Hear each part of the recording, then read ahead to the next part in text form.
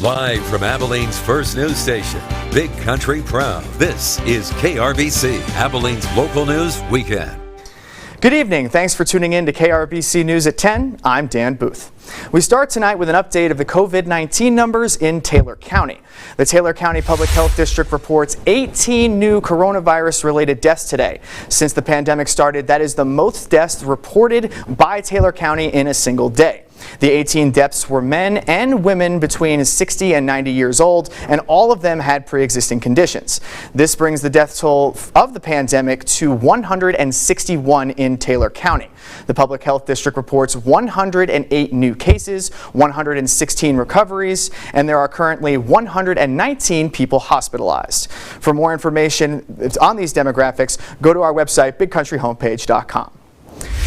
Our top story tonight, this is a historic day that very well could be the beginning of the end of the pandemic. The first vaccine for COVID-19 will be given to Americans in less than 48 hours, and the CDC tonight affirming the FDA's authorization, putting into motion what will be one of the biggest logistic challenges since World War II. NBC's Gabe Gutierrez reports. These are the loading docks where tomorrow morning a record rollout is set to begin. Workers today packing millions of vaccine doses here at Pfizer's sprawling plant in Portage, Michigan. Today is truly a historic day.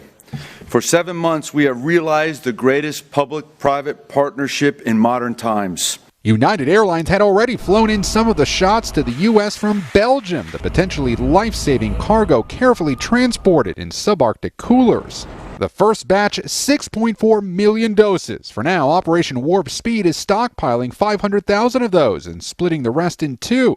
The first half delivered now, the rest in 3 weeks. 145 sites expect deliveries Monday, 425 on Tuesday, 66 on Wednesday. We think as early as about 3 weeks from now, we can be delivering vaccines to all providers as directed by the states. Overnight, the FDA authorized Pfizer's vaccine for emergency use, writing that the known and potential benefits of the vaccine outweigh the potential risks for people 16 and older.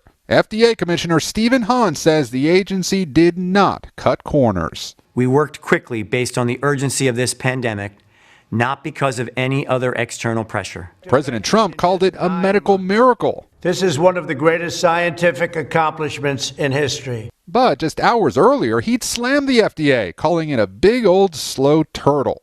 Today, Dr. Hahn disputed reports the White House chief of staff told him to clear the vaccine on Friday or submit his resignation. The representations in the press that I was threatened to be fired if we didn't get it done by a certain date is inaccurate. For now, as Operation Warp Speed kicks into high gear, the latest projection is 40 million doses delivered by the end of the month. After that encouraging news about the vaccine, it's time for our first check of the forecast. Susanna, what can we expect for the rest of the weekend and the upcoming work week? Well, thanks, Dan. We have a lot on the chopping block this evening, so let's go ahead and take a look at some of the action we're seeing here in areas of the Big Country. Satellite and S-band radars show a lot of that snow now moving towards the south. Here you can already start to see parts of the Texas Panhandle seeing a little bit of that wintry wonderland. 3D live radar, however, is calm at the moment. Temperatures in the 30s and 40s, 30s just to the north and west of areas of the Big Country. A little bit warmer just to the south and east, where we could be seeing a little bit of that possible dense fog overnight for our eastern counties.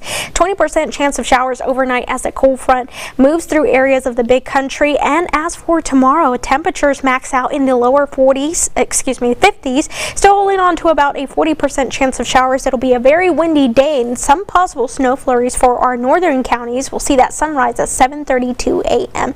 Now, Dan, you asked about the rest of the work week. Well, here's a little bit of what we can expect heading into this week. There's a chance for dense fog in the east tonight. A strong cold front arrives tomorrow. Multiple cold fronts on the way and temperatures in the 60s by Friday. I'll touch on that in just a few moments. Dan. Thank you, Susie. Now, moving to news about the city of Abilene. Mayor Anthony Williams is a finalist for the position of city manager in Washington state. Williams is one of 3 finalists for city manager of Bainbridge Island, Washington, which is a city just west of Seattle with a population of 25,000. Williams says it would take something extraordinary for him to leave Abilene. He says he did not seek this position out, but it boils down to whatever he can do what's best for his family. I'm not saying that I'm leaving, but like any professional would do, you want to at least take phone calls if it helps your family. So that's simply what I did. And again, it'll be extraordinary circumstance for me to leave everything I work for. This is my hometown. Williams has served as a member of the Abilene City Council for nearly 20 years. He was re-elected as mayor and for his second term as mayor last month. The city of Abilene did not comment. This morning, the Abilene Police Department gathered at the Northside Walmart for Operation Blue Santa. Due to the pandemic, this year the holiday tradition looks a little different. Instead of children shopping with the police officers, the officers did the shopping themselves and then delivered the gifts to those families' homes. Families also received a bag of groceries. Despite not starting his tenure as police chief until January 1st, Chief Marcus Dudley came to Abilene from Colorado early to help less fortunate families celebrate the holiday season. It's not something that's an initiative for the chief to be doing. It's not something that is an expectation that has been set for the members. This is something that they have chosen to do on their own. And I think that says a lot about the compassion that these officers have for the folks in our community. According to the Abilene Police Department, this year Operation Blue Santa will provide gifts to 68 families and roughly 100 children. A new tradition is starting in Sweetwater overnight. The high school tennis team began playing at 7 o'clock Friday night and didn't stop until 5 a.m. this morning. Head coach John Lloyd organized what he calls a tennis-a-thon in order to raise money for the team's equipment and uniforms. This year, the team decided to give 25% of whatever they make to their bus driver, Kyla McIntosh, who lost her home in an early November fire. McIntosh says it feels good to know her community has her back. With the pandemic going on, everybody's going through hard times and their families are going through hard times, but it didn't seem to matter. Everybody has just been so wonderful and just so giving, and I mean it's amazing. McIntosh says she's so proud to watch her students and that she knows and loves with so much compassion. Coronavirus gatherings restrictions almost put a stop to Operation Yellow Ribbon's annual cookie drive. But over 30 bakeries stepped in to make thousands of sweet treats to send to overseas troops for Christmas. Sydney Long reports. Retired Air Force Lieutenant Sally Stinton will never forget December 21st of 2010. Dave Silver often calls it a hug in a box. And it is. While stationed in Kabul, Afghanistan, it's the day she received one of these. An Operation Yellow Ribbon Christmas care package. She shared it with her fellow troops. It just lets you know that people that you will never meet and don't know you love you and they care about you and they haven't forgotten you on the other side of the world. But this year, I actually thought COVID was going to put us out of business. Gathering restrictions sidelined Operation Yellow Ribbon's seasonal cookie drive. That is until we have over 30 bakers jumping on board, so it's going to be a huge marathon of bakers. Jessica and Gerald D'Ambra, who stream baking and other shows on Facebook and Roku, found out Christmas cookie-thon and said, let's hold a virtual celebrity cookie-thon. The goal, 10,000 cookies. The big day is Monday. We don't send to random bases. We don't send to random units. We send to your son, your daughter. COVID also got in the way of Operation Yellow Ribbon's fundraising efforts through the year like they usually do outside grocery stores. And each of these holiday care packages costs about $30 to ship to the Middle East. It could be Jordan, it could be Kuwait, it could be Iraq, it could be Afghanistan, Qatar, Saudi Arabia. Another layer of icing, the Today Show's fourth hour with Hoda and Jenna are planning something special on Monday. They have some big surprise, but we have no idea what that is. It's the coolest thing to get your name called during mail call and get an egg box like the size of that full of goodies from New Jersey. In honor of her late colleague, Lieutenant Colonel Frank Bryant Jr., who was killed in action. He and everybody else in that room You know, they knew that they were loved and cared about by strangers. Stenson is confident all the troops will be grateful for the sweetness and not letting COVID crumble their cookies by just thinking outside the box. Thank you, Sydney. Coming up on your local news, while the journey to Tokyo is taking a little longer than expected, there are some encouraging signs moving forward. Plus, I'll have a look at your chance of seeing winter precipitation to keep you feeling jolly and bright. Stay with us. We'll be right back. You're watching KRBC, Abilene's local news weekend.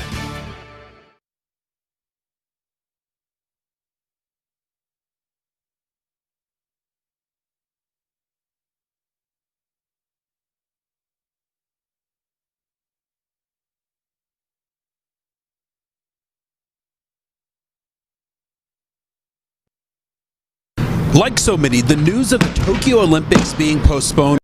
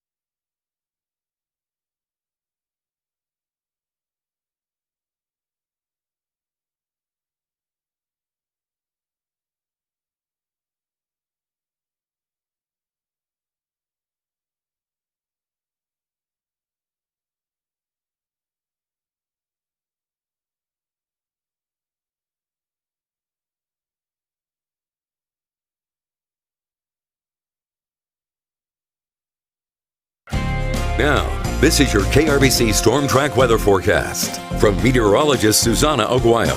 Sponsored by First Bank Texas. A good Saturday evening there, Big Country. Temperatures are feeling seasonal to say the least. Take a look at this. Temperatures in the 30s and a few 40s just to the south of that I-20 corridor. So it's definitely feeling a little bit cooler. You can see the winds now out of the east at about 11 miles per hour here in the city of Abilene, at about 19 from the south and west, south and east out near Amarillo. Over the next couple of days, we can expect the temperatures to stay mostly consistent thanks to a pair of cold fronts heading through on your Sunday as well as your Tuesday. Temperatures will remain in the lower 50s, but by the back half of the week, those temperatures are trending upwards. Drought conditions, unfortunately, are doing the same thing, trending towards more drought. Here you can see areas of concern mainly to the south of that I-20 corridor now, including Runnels, Coleman, and Brown County. There you can see we definitely have needed the rain here. And here's a look at those precipitation chances as they move through the week. Sunday is our best bet at about 40%. Those up to the north have a little bit of that winter precipitation here in Abilene. It looks to be mainly rain as well, but as we clear throughout the rest of your week, we can see here into the future cast, we have a warm front that's associated with a low pressure. Now that warm front will allow it to kick off some of these scattered showers that you see here Sunday morning, mainly for those just to the south and east of that I-20 corridor. Here we can start to see that cold front will start pushing its way in, and as that warm front pushes up to the north, we can start to see almost a comma structure with the heavier rain moving off towards Sherman and the Dallas-Fort Worth Metroplex area. And here we talked about those northern counties seeing a little bit of that winter precip. Mostly some snow flurries could be possible up until Haskell and Throckmorton as well. As we progress, you can start to see most of that begins to clear out as temperatures will drop heading into your Sunday night. It will be a freezing night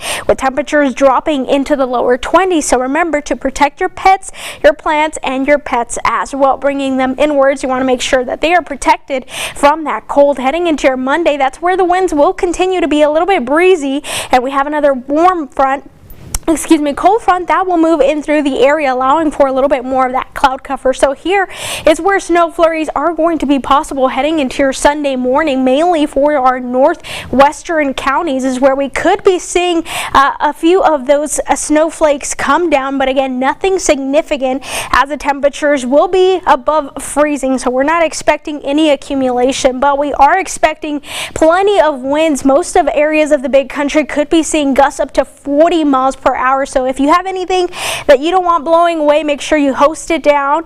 And then also as well, if you are driving, it could present some dangerous hazardous conditions on those roadways as well. We also talked about a little bit of fog, but as for tomorrow, for your Sunday, temperatures between 46 and 54 degrees. Again, we talked about that winter precipitation, mainly north, becoming cloudy with a chance of some rain showers, and the winds gusting from the west-northwest at about 10 to 20, gusting again to 40 in some areas. So it's looking a little bit like a winter wonderland for our counties up to the north. And Dan knows a little bit more about that as well. Dan?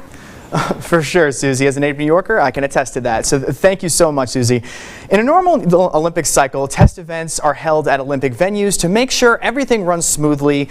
Clearly, this isn't a normal year, but we finally have some reason for optimism. Matt Barnes reports for this week's Journey to Tokyo. A group of U.S. gymnasts recently made the trip to Tokyo for a test event, and it went well.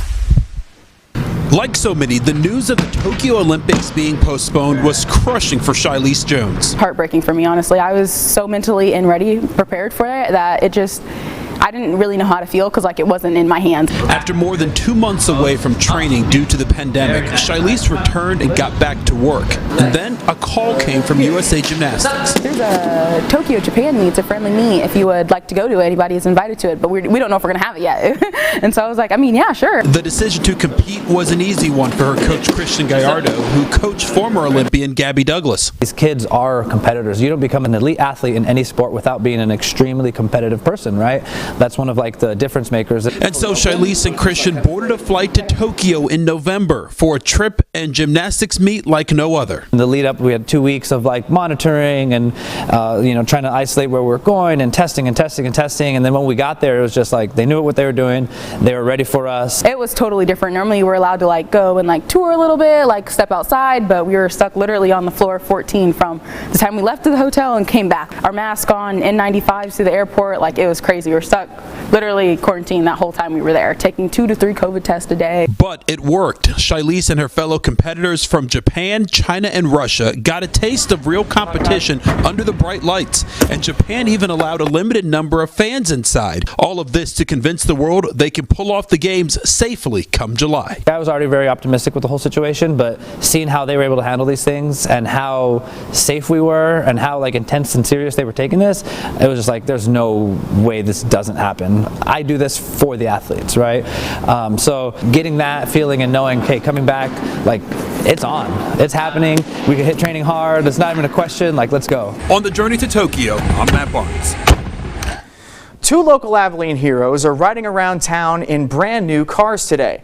At the Lawrence Hall Lincoln and Mazda dealership this morning, Misty Colmary and Patricia Stewart were given the keys to their new SUVs as part of Mazda's Community Heroes program. Misty is a pediatric nurse.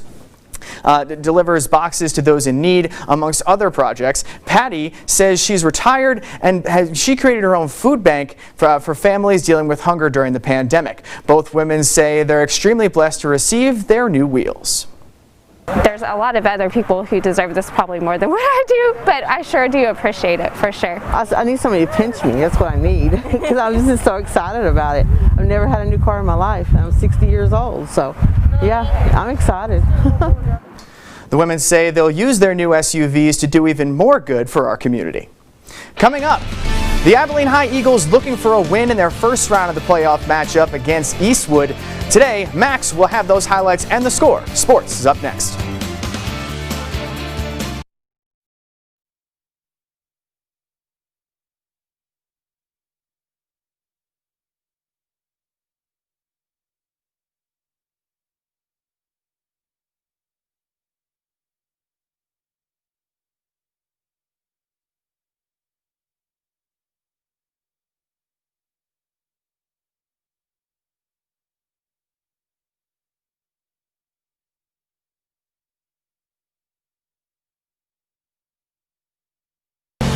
This is BigCountryHomepage.com Sports with Max Preston.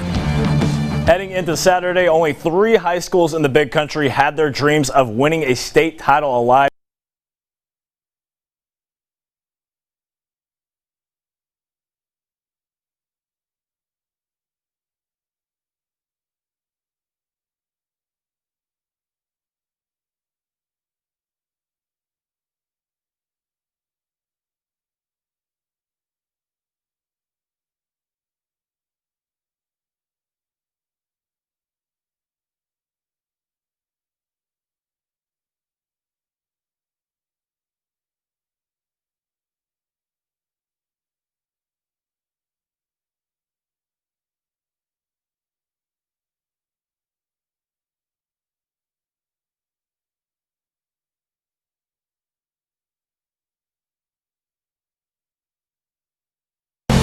This is BigCountryHomepage.com Sports with Max Preston. Heading into Saturday, only 3 high schools in the Big Country had their dreams of winning a state title alive. 2 of those teams, Jim, Ned, and May, are just 1 win away from that becoming a reality. As for the Abilene High Eagles, they've got a long way to go to get to that point. With it all starting today in Fort Stockton, the Eagles taking on the El Paso Eastwood Troopers. Let's pick this up in the second quarter. Tied at 7, Andrew Martinez connects with his receiver, and he looks to have a long gain, but the ball pops loose.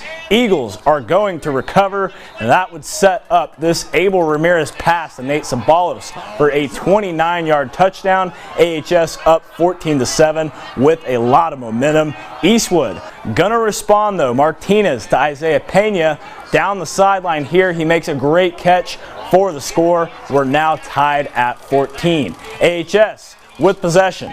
Ramirez connects with a wide open Sabalos. Gonna be a big gain for the Eagles. He takes it to the 25. That leads to this. Ramirez to Deshari Houston. Watch this catch. An incredible one over a defender for the 26-yard score. The Eagles now back up 21-14. Now 1:04 remaining in the second quarter. Ramirez has got the hot arm today. Goes to Jackson Wilson. That will go for a 21-yard touchdown. AHS up 28-14 to the second quarter. Franzo Dotson scores a 3-yard touchdown, his second of the day. 35-14 lead. Dotson again, this time a much longer run, finds a hole, and no one is going to catch this guy. 91 yards for the score. 42-14 Eagles. Here's a look at the score from Fort Stockton. This one came down to the last play of the game, but AHS still wins it 42-35. They next take on North Crawley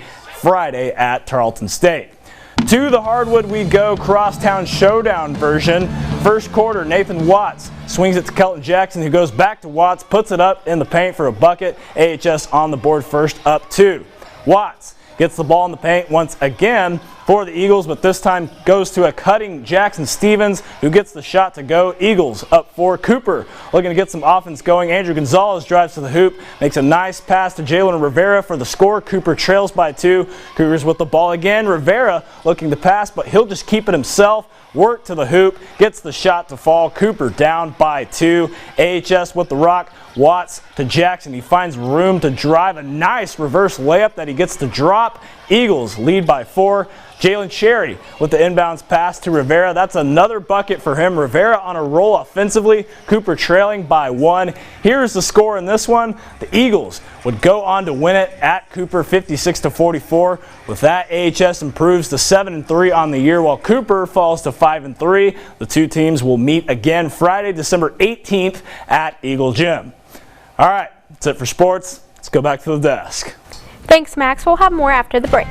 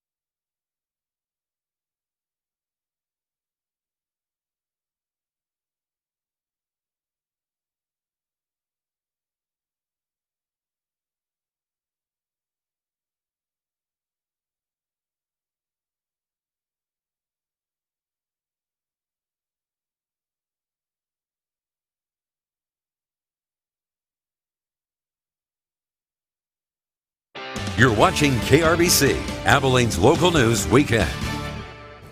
Country music legend Charlie Pride has died from complications related to COVID-19. He was 86 years old. Pride is celebrated as country music's first black superstar. He passed away in Dallas. Nearly a month ago, Pride performed at the Country Music Awards and after receiving a Lifetime Achievement Award. Pride was born in Sledge, Mississippi, joined the Army, worked at a smelting plant, and even played minor league baseball for one of the New York Yankees affiliates. According to representatives, he's the RCA's top-selling country artist, and he was inducted into the Country Music Hall of Fame in 2000. Alrighty, well, how wonderful. And well, before we leave you, here's a look at our next weather maker. There you can see that area of low pressure as it mixes in with that warm front, allowing for some possible winter precip for areas of northern Texas and here in the big country, a little bit of that rain. Here's a look at that 7-day extended forecast. There you can see a little bit of those cold fronts, temperatures in the 50s, overnight lows in the 20s. Dan? That's it for News at 10. SNL's up next. All right, thanks for trusting KRBC. Have a good night.